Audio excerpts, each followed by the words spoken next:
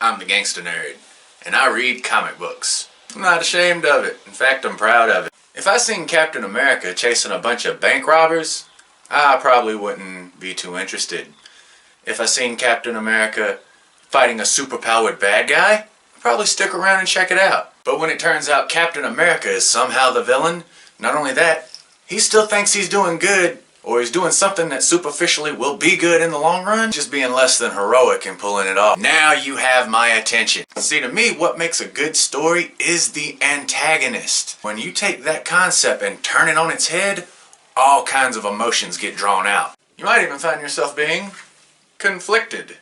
For example, Negan from The Walking Dead would kill someone ugly in front of their friends and family, bashing their head in with a bat, and do it with a smile on his face. But on the other hand, if a woman is sexually assaulted or even sexually threatened in his proximity, Negan will kill the perpetrator with the same enthusiasm. And that's the thing. He just made it hard to hate him. That's a good villain. But this ain't nothing new in comic books. So with that in mind, I'm Walt, the most gangster nerd on YouTube, and this is 10 villains that it's really hard to hate. Number 10, Bizarro. This poor guy. He's Superman's doppelganger with the mind of a child. He was created, not born, which means he has no parents, no place to call home, and no family to be with.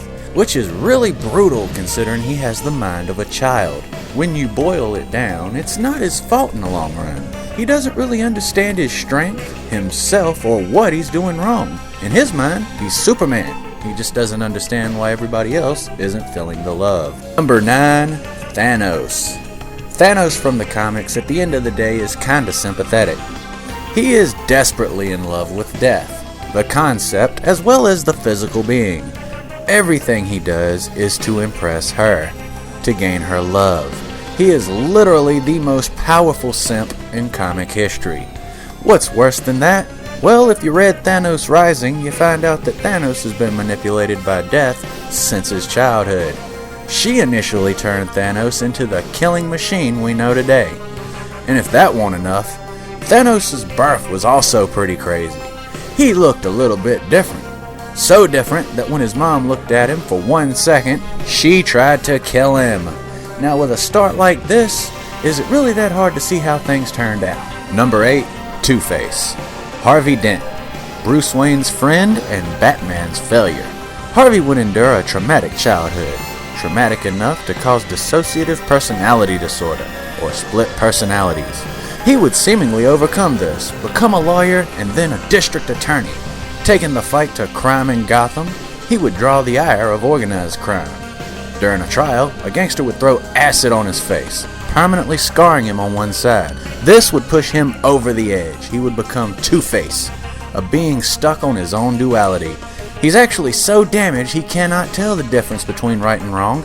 He ultimately makes decisions based on the flip of a coin, which sounds crazy in and of itself. But then you realize he sees it as the only way he can be fair. It lends itself to the fact that mental health issues can really come back to haunt you and have dire consequences for those around you. Number 7, Amanda Waller. She's just as deadly as any female in DC. Having a really harsh come up, she would see her husband and daughters killed. Now where some people would let this defeat them, not Amanda. She would become educated, climb her way out of poverty and into politics. With her horizons broadened, she would then learn of Task Force X, or as you and me call them, the Suicide Squad. She would then grab the ear of President Lex Luthor and would be promoted and given charge of the squad. Waller is both tragically strong, seeing as she was dealt a crushing blow like no other, but is also indifferent. She will send the Suicide Squad on impossible missions, eliminate any threat, even sacrificing members of the team. All in the name of security, because at the end of the day, she wants to think she's protecting people from the pain she experienced. Number 6, Ra's al Ghul. Okay, start off with Captain Planet, get rid of the Planeteers, make Captain Planet 600 years old legit, the head of an international crime syndicate, and now that I think about it, Captain Planet ain't the best place to start. Ra's al Ghul literally wants to save the world. Pollution, corruption, Justin Bieber, he wants to eliminate all of that which is wrong and create utopia. He just sees genocide, societal destabilizations, and chaos as perfectly acceptable means of accomplishing these goals. And even though I too want to force the world to stop polluting, I draw the line at hurting someone. Raish doesn't have this hang-up. And is that a surprise? His name literally translates to the Demon's Head. He is highly educated, sophisticated, and capable. He's a match for Batman any day of the week and is even the grandfather of Batman's son, Damian. He even sees Batman as his heir. Twisted? Absolutely. But his intentions are pure at the end of the day. It's just his means that give us pause. Number 5, Galactus. Galactus is a cosmic being in the Marvel Universe with an insatiable appetite that can only be briefly extinguished with the energy of life-supporting planets. Because of this, Galactus is responsible for the deaths of billions upon billions, if not trillions upon trillions. If you see Galactus, chances are your planet's goose was about to get cooked. But, as is always the case with the best villains, there's a bit more to it than you think. Actually being older than the universe itself, Galactus was once a mortal man named Galen from the planet Ta. After his universe is destroyed, he was merged with the sentience of that universe, and when a new universe was born, so was Galen as Galactus. Galactus would actually serve a purpose in the universe. Destruction, but fair and impartial. He does not wish to kill, he has no choice. It's also been stated that he serves another purpose, which is to keep the population of Celestials in check. Celestials place eggs, or something like eggs, in planets. Galactus will eat planets so that the Celestials don't get too numbersome. Good thing, because Celestials aren't always benevolent beings. Number 4, Ozymandias. If you're up on comics and ain't never read The Watchmen, then shame on you. Adrian Veidt, aka Ozymandias, is the smartest man on Earth, on his Earth. He was a costume hero in a world where superpowers really didn't exist, and apparently he was one of the best. He would reveal his identity to the public and then retire, becoming a successful businessman in doing so. But his sense of heroics seems to have a dark underbelly. During the 80s, in which The Watchmen takes place, the threat of nuclear war was always there. When it seemed war was inevitable, Ozymandias took matters into his own hand. He would unite all of humanity against a single threat. Unfortunately, this gets a boatload of innocent people killed. He would create an alien monster thing and teleport it right into the middle of New York, resulting in the deaths of millions, but also resulting in world peace. He would sacrifice millions to save billions. What's worse, he gets away with it. Now, you can make an argument against that last statement, seeing what happened in the first issue of Doomsday Clock, but let's not touch that one. Number 3, Harley Quinn. She's pretty, she's smart, she's funny, and she will kill you. My kind of woman. Harley Quinzel started off as a doctor at Arkham Asylum. After she ran into the Joker, she was changed forever. Trying to get into the Joker's head, she left herself open. Joker figured out how to manipulate her and put her on his side. Over the years, we have watched as the Joker seemed to recreate Harley in his own image. The once mild-mannered psychologist or psychiatrist became the over-the-top lethal sidekick of the Joker. But that's not the worst part. The Joker openly abuses and uses her, a recurring factor with her character. It's not like she wants to be part of the Suicide Squad, but that didn't stop Amanda Waller, now did it. Number 2, Magneto. Okay, I know, he hasn't really been a villain in a long time. He's really more of an anti-hero.